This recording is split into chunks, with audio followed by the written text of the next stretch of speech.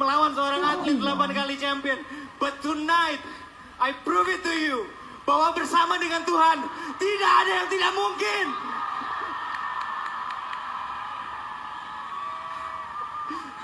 Lost.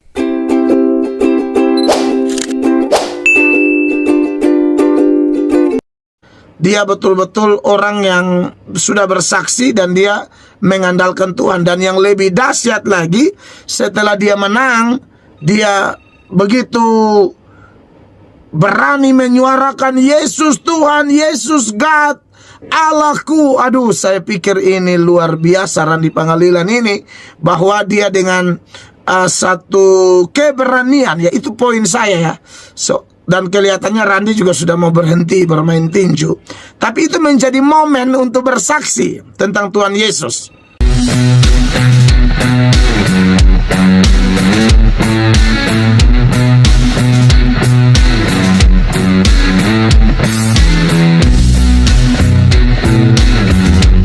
Terima kasih Pak Pendeta untuk jawabannya, dan kita lanjut lagi ke pertanyaan yang berikut. Silakan. Bagaimana respon Bapak terhadap tinju antara Randy Pangalila dan KKJ? Randy menang karena dia selalu mengandalkan Tuhan Yesus. Haleluya. KKJ ini adalah pemenang PON nasional yang belum selalu meremehkan Randy. Oke. Kaget ada yang tanya begini ya. Pendapat saya tentang Randy Pangalilan versus KKJ. Wow. Jadi begini ya, memang itu pertandingan kan pro kontra nih. Ada di kalangan rohaniwan tertentu yang anti dengan olahraga ya. Anti dengan tinju karena dianggap menyakiti orang ya. Lalu atau bela diri lainnya seperti taekwondo, kempo, karate, dan lain sebagainya. Menurut saya ilmu bela diri itu tidak ada masalah ya. Tidak ada masalah sepanjang ilmu bela diri itu tidak ada yang namanya bertapa di gua monyet 3 bulan keluar jadi monyet misalnya. Bukan begitu ya. Maksudnya jangan yang ada unsur-unsur okultisme, setan-setan begitu. Saya pikir tidak ada masalah ya. Yang pertama untuk sehat, dan yang kedua membela diri itu tidak dosa. Jadi orang perlu sedikit ada ilmu bela diri untuk bela diri. Misalnya Tuhan itu memang tidak mau kita balas jahat dengan jahat ya. Tetapi kalau Anda baca Alkitab baik-baik, itu kalau ada orang merampok ya, ada orang misalnya merampok rumah kita di dalam perjanjian lama, lalu kemudian kita tuh bela diri dalam artian kita membela diri, itu tidak dosa. Membela diri itu tidak dosa dalam kondisi terdesak. Jangan salah artikan bilang tidak boleh balas jahat dan jahat lalu orang mau potong leher sorong saja. Bukan begitu.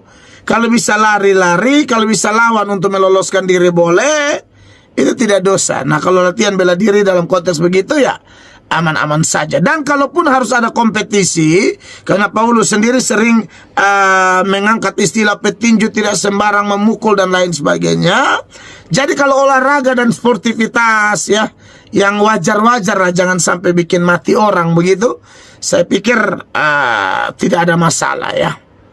Oke, jadi itu kasusnya lain. Tapi yang Anda tanyakan bagaimana nih Randy andalkan Tuhan, KKJ itu juara berapa? Champions 8 kali kalau tidak salah. PON apa segala macam, banyak kali dia mendapat juara ya. Dan kelihatan memang dia tidak begitu perhitungkan Randy ya. Nah kalau Randy Pangalilan memang kesaksian-kesaksiannya yang beredar belakangan ini memang dia lagi betul-betul berserah cinta Tuhan. Dan kalau orang andalkan Tuhan berhasil ya itu sudah alkitabiah ya. Ya kalau saya sih lihat kalau Randy dalam video-videonya tuh kata-kata kotor tidak ada ya. Dia betul-betul orang yang sudah bersaksi dan dia mengandalkan Tuhan. Dan yang lebih dahsyat lagi, setelah dia menang, dia begitu berani menyuarakan Yesus Tuhan, Yesus God, Allahku, aduh, saya pikir ini luar biasa Randy Pangalilan ini, bahwa dia dengan satu keberanian, ya itu poin saya ya. Dan kelihatannya Randy juga sudah mau berhenti bermain tinju. Tapi itu menjadi momen untuk bersaksi tentang Tuhan Yesus. Ada banyak juga orang bertinju tapi omong-omong Tuhan Yesus punya nama, tapi kemudian hidup mabok, berzina, selingkuh, itu penipu. Tapi kalau Randy kan kesaksiannya jelas. Istrinya ada, dia pelayanan, dia isi kesaksian di gereja. Jadi kalau dia atlet pun atlet yang istilahnya atlet yang benar, atlet yang istilahnya kesaksian hidupnya jelas. Karena pengakuan tanpa kesaksian hidup jelas saya malas dengar. Termaksud artis-artis yang omong nama Yesus tapi pakai baju rasa-rasa ini kayak mau telanjang begitu. Aduh, saya tidak terima sama sekali. Secara Kristen tidak benar. Randy Pangalilan luar biasa sih kesaksiannya. Tuhan pakai dia betul-betul. Saya akui Tuhan menolong dia sehingga dia menang. Tuhan memberkati.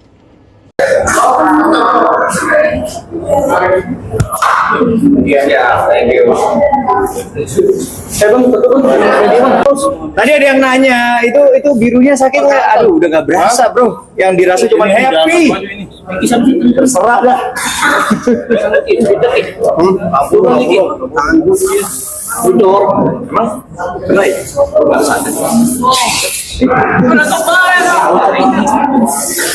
Siap, thank you bro.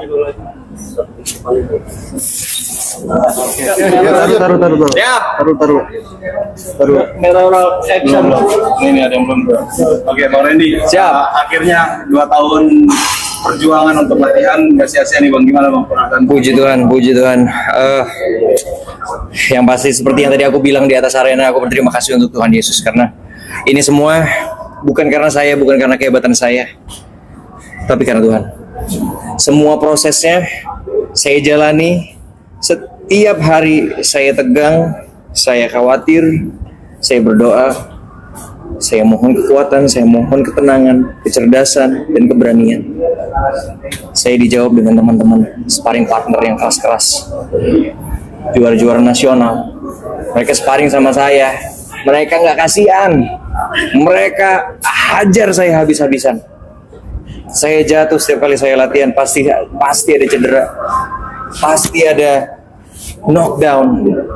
Tapi di situ saya belajar. Di setiap kesalahan yang saya buat, saya jadi lebih pintar.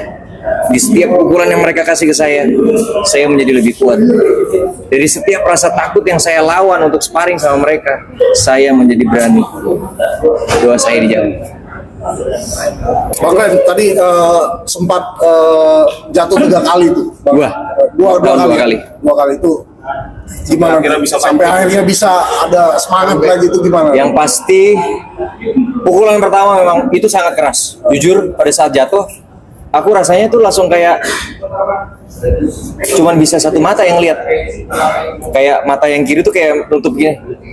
Karena yang kena di sini kayak baru pertama kali kena shock yang kencang jatuh, pas bangun tuh kayak walaupun aku melek gini tapi kayak yang bisa ngeliat cuma yang kanan, tapi pelan-pelan kayak kunang-kunang balik lagi.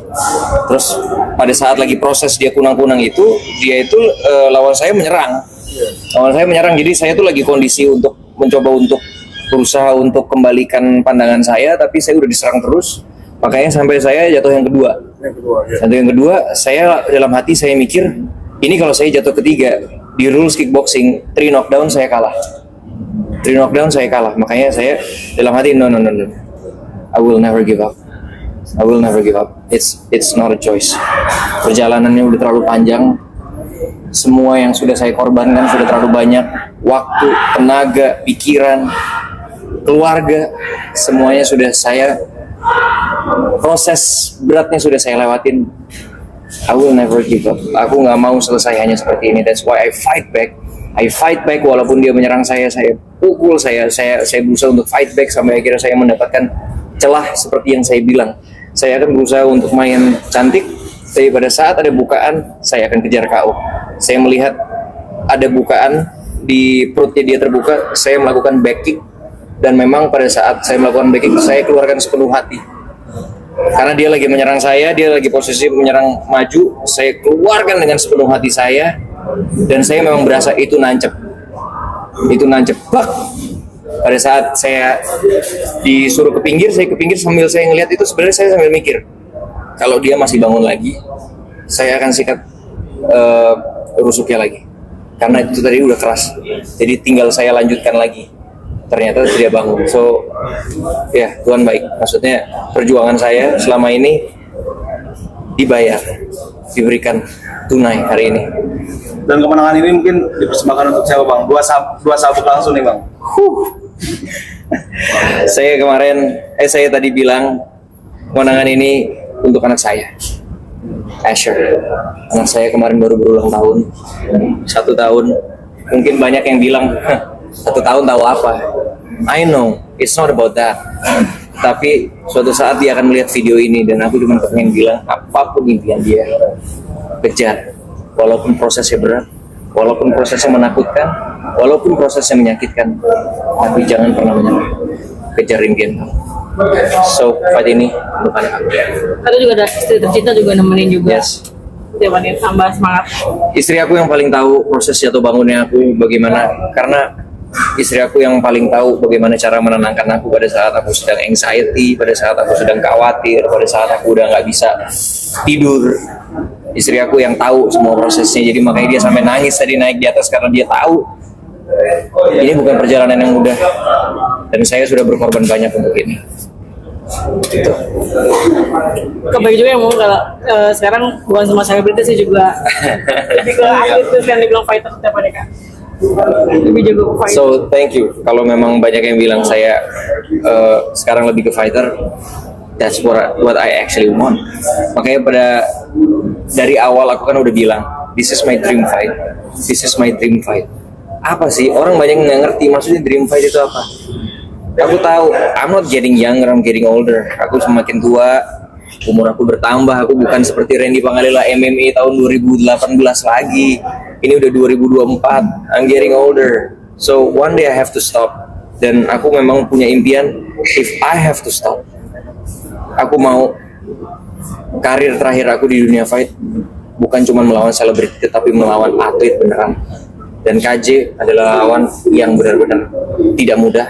8 kali national champion, legit atlet aku lawan, dan Tuhan kasih kemenangan itu hari ini. So it's a good way to end the story. This is my dream fight. Terakhir mungkin bang punya harapan apa bang dengan olahraga combat ini? Yang pasti dengan aku memenangkan ISKA nasional ini, aku berharap ISKA bergabung dengan Beyond bisa semakin banyak atlet-atlet ISKA nasional, semakin banyak yang pengen untuk menjadi atlet kebanggaan Indonesia, bukan cuma di nasional, bahkan internasional. Amin. Thank you so much. Terima kasih teman-teman Rats bang. Terima kasih. Thank you for the happy